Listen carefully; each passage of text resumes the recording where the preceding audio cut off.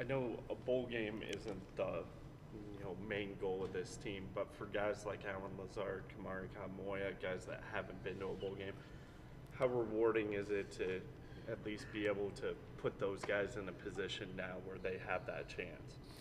Well, I think at the end of it, you want to play as many games in a season that you possibly can play, and whether that's a conference championship or a bowl game, whatever those things are, that's where you want to be at the end of the football season. So, I think as we continue to grow and get better as a team, those opportunities somewhere down the line can present itself. So, I think it's ultimately where you want to be at the end of every season. You spend so much at January, February, March, April, May, June, July, and August getting to the point where you hope you reach your full potential as a football team, and what that looks like and how that looks at the end of the season, you can evaluate that and judge it. When you first took over and you met with a lot of those guys, how many of them voiced just wanting to have that opportunity to at least get to a bowl game sometime in their career?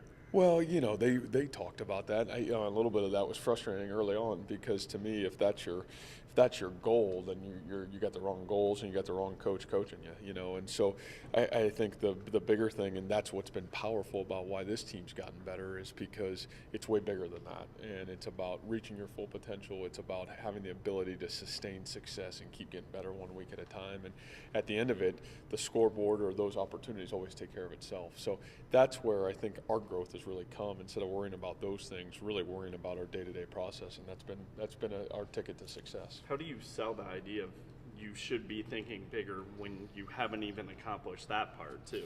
Yeah, I think it's just keep hammering it, and keep getting young people to understand the value of day to day. And shoot, that's hard for 40, 50, 60-year-olds to understand that. So, I think we as a staff have a very similar, united message to our kids, and I think our kids have really bought into that and continue to work really hard to try to respond to that and understand what we're talking about. I think you touched on it maybe Monday, but what are the prospects of Johnny Lang or Matt Leo and maybe medical redshirts with what they've been through?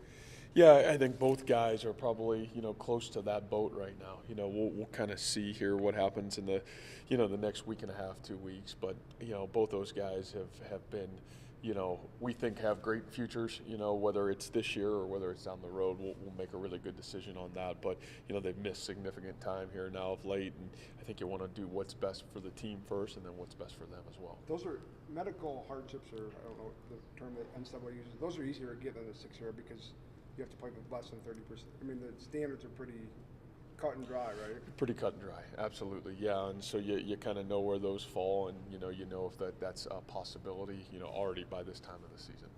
Have you seen the confidence grow in the last couple of weeks, or is it something that's kind of been steady all along as the successes come? I think the biggest thing from top to bottom in this conference right now is just the level of play that's going on. I mean, if you don't come ready to play week in and week out, you're going to get yourself beat. And I think that's really what's showcasing itself, and a lot of parity in some ways. I think a lot of really good football being played in a lot of other ways, and I think it's a fascinating time for the Big 12.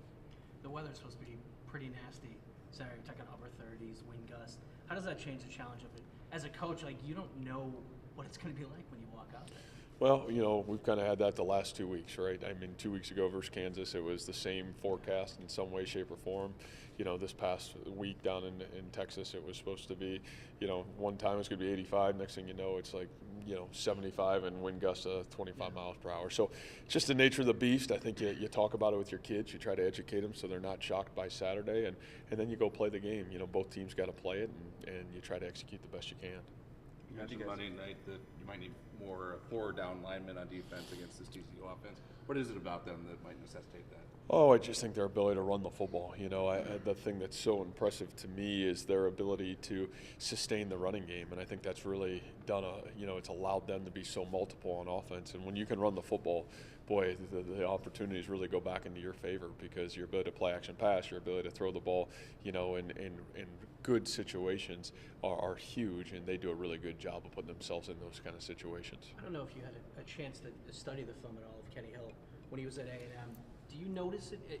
If so, what do you think he's doing now at TCU that maybe he wasn't doing so well at A&M, or maybe he didn't? Yeah, I wouldn't know enough. I just remember seeing him in that game against South Carolina and saying, "Man, this guy's incredible." And then I watch the film from this year and I have the same thought. So I think really, really sharp. I think a guy that's now, from his standpoint, been second year in a system that he feels really comfortable with, and I think they do a really good job keeping him in, in situations that he can be really successful. He's done a great job. Have you guys been able to turn Colin Downing and the punt unit into more of a weapon for you guys this year? A lot of the credit goes to Colin. Really, Colin's had a phenomenal season so far. Now he would tell you last week a couple of those pooch punts, tough to pooch in that win. But boy, what he's done and his ability to sustain himself. Again, there's a senior. You hope your seniors are playing their best football by the time they get to their senior year, and there's a guy that's having an outstanding year. Really, just proud of him. I think it all starts with him, Stephen Wertel. Our long snapping between those two guys, that operation's pretty special. So that sets the tone, and then everybody else buying into the coverage and making sure we do a great job fielding the ball. Colin said he had this one circled on his calendar because of how dangerous Turpin is. What role is he going to play? Trying to keep him? Oh, I mean, huge. I think both those units, from our punt team to our kickoff team, you got one of the most dynamic players in the country in terms of the return game. So we're going to have to do a great job knowing where he is, doing a great job in terms of how we punt, how we kick off, and certainly the situations of coverage are going to be really important. And you talk weather, all those things combined, you're going to have to do a really good job in this game. Special teams will have a huge part. What are your thoughts on kickoffs? Keep them, get rid of them? Yeah, I think what the NCAA did and the NFL obviously adopted it first is, moving that up a little bit, I think has really helped the game in some way, shape, or form.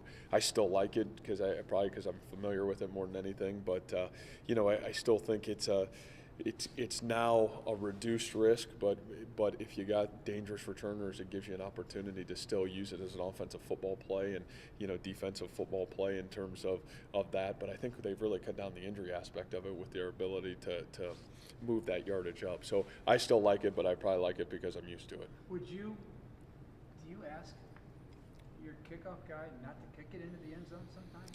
Try not to kick it into the end zone at least? Easier said than done, I'm sure. Yeah, we have a couple times, more so in some penalty situations, but I think for us, we'd rather have the guarantee of starting on the 25-yard line, letting our defense go out and play, even though we really trust our kickoff team, and certainly Chris does an outstanding job in that aspect of it.